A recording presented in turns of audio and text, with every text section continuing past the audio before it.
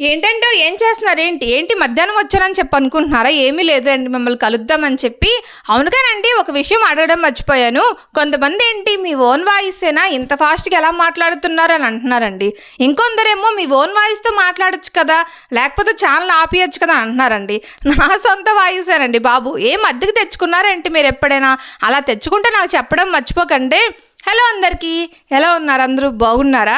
అనేది నేనే. ఏంటండోయ్ ఏం చేస్తున్నారు అనేది నేనే.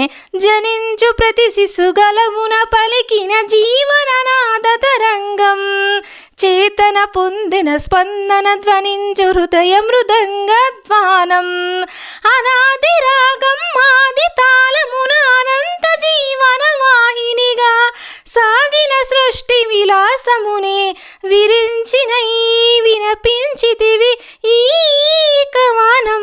అమ్మో ఉన్నారా లేదా మర్చిపోకుండా చెప్పడం.